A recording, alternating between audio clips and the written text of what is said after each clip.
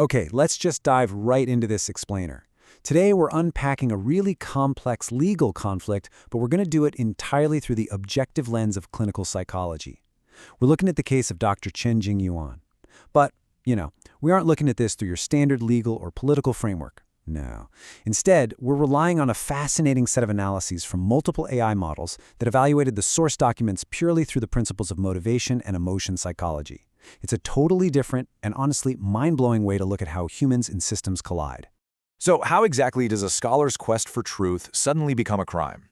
We're starting with a paradox that really challenges our basic understanding of justice. Because, as the sources suggest, this isn't actually a legal failure. It's more of a profound psychological translation error. On one side, you have this highly educated scholar. On the other, a rigid institutional system. And what happens when the psychological operating system of the individual is just completely unreadable to the operating system of the institution? Well, it creates a catastrophic misinterpretation of intent. To make sense of this massive collision, we're going to break it down into 6 steps. We'll start with the psychological paradox, move into the scholar's intrinsic engine, and then look at the system's defensive anxiety. After that, we'll hit the attribution error, the battle between emotion and rationality, and wrap it all up with the ultimate clash of two worlds. All right, let's jump straight into part 1, the psychological paradox and this massive translation error. Before we start analyzing the actual people involved, we really need to define our scientific framework. Think of it like a car. Motivation? That's the internal engine driving our actions. Emotion? That's the dashboard displaying our real-time cognitive responses. As the source material points out, these two branches of psychology are super intertwined. Motivation basically asks, why are we doing this? What's the end goal? While emotion asks, what are we feeling while doing this? And how does that feeling alter our course? When you look at the Chen-Jing Yuan case through both the engine and the dashboard, the true nature of this conflict suddenly becomes crystal clear. Moving on to section 2, let's take a look under the hood at the scholar's intrinsic engine. Dr. Chen operates on a highly intrinsic engine. He's driven purely by this academic desire to explore complex ideas, and he doesn't need an immediate, simple answer. The sources heavily reference self-determination theory here. So Dr. Chen's actions, like forwarding diverse articles or exploring marginal viewpoints, they aren't driven by desire for money or fame or, to disrupt society. They're driven by what's called epistemic motivation. That's basically the pure, unadulterated need to know and understand things. Plus, he has what psychologists call a low need for cognitive closure, meaning he is perfectly comfortable with ambiguity. He embraces skepticism and can easily hold conflicting ideas in his head just for the sake of research.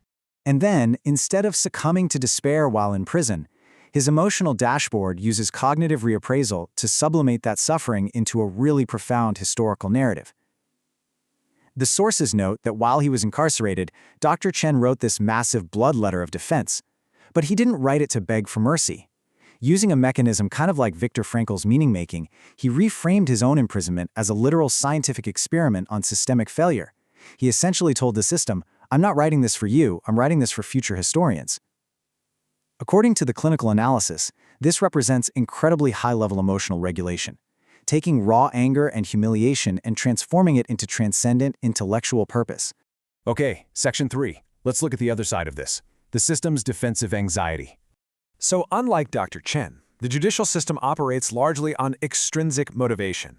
It responds to the anxiety of uncertainty by sequentially enforcing rigid control just to maintain order. The source analysis reveals that the system isn't acting out of some grand quest for truth. Actually, scratch that. It's acting out of a deficit motive: fear. When the system detects something it doesn't fully understand, like a scholar sharing complex, ambiguous theories, it experiences severe institutional anxiety.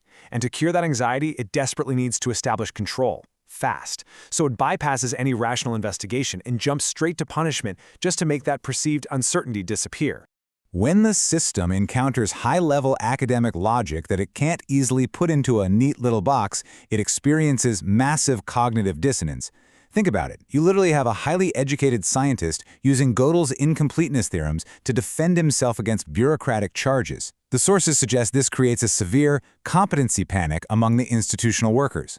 Because they can't process the high-level logic, they feel this subconscious shame, which their psychological defense mechanisms instantly convert into a punitive, authoritarian response. They use political labels to dehumanize him, which completely bypasses any empathy and justifies a really harsh, unyielding crackdown.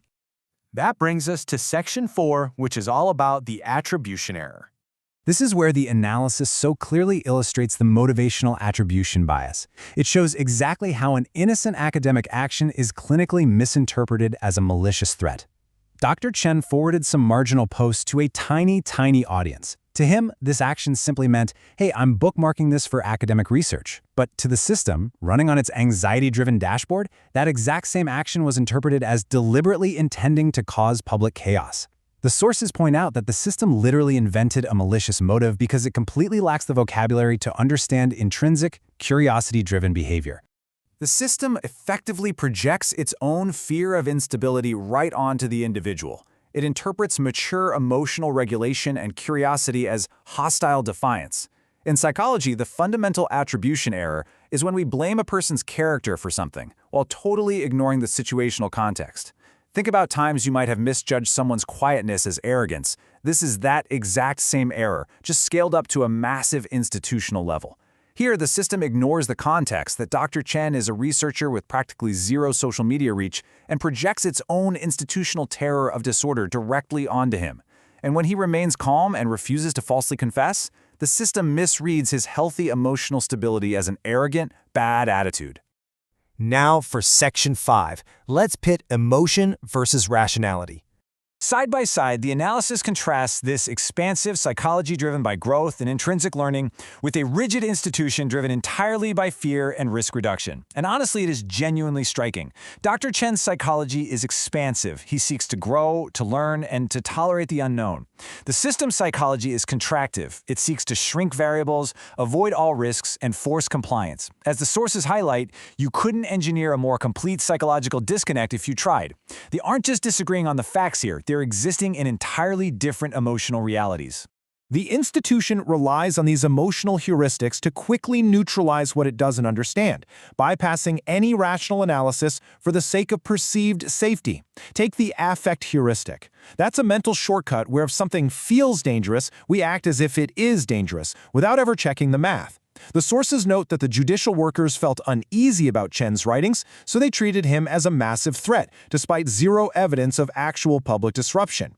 This fear then spread through the ranks, what psychologists call emotional contagion, and resulted in a unified yet entirely irrational institutional response. And finally, Section 6. A clash of two worlds. The sources highlight this core dynamic beautifully. An individual's intrinsic motivation colliding with a system's extrinsic risk avoidance. This quote synthesizes perfectly why the normal tools of the justice system, threats, punishments, offers of leniency in exchange for confessions, they completely fail to work on Dr. Chen. You just cannot use external deficit-based threats to negotiate with a human being who is operating entirely on the high-level intrinsic need for intellectual integrity. It doesn't work. The system's attempt to use fear-based punishment completely fails to reprogram an individual whose engine is strictly powered by internal values and scientific truth. The clinical analyses point out a really profound lesson here.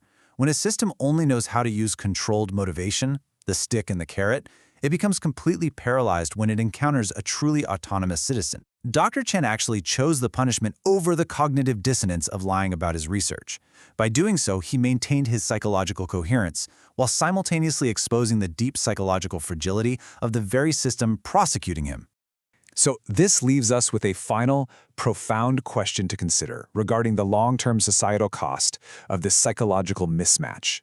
If a society's institutions are psychologically incapable of recognizing or tolerating intrinsic curiosity and instead reflexively punish truth seekers out of institutional anxiety, how can that civilization possibly adapt, innovate, or grow? Dr. Chen's case, when viewed through this clinical lens, isn't just a story about one man's trial. It's a sobering explainer on the absolute psychological limits of authoritarian control. Thanks for joining me on this deep dive. Take these concepts, think about how they apply to the systems around you, and keep seeking the truth.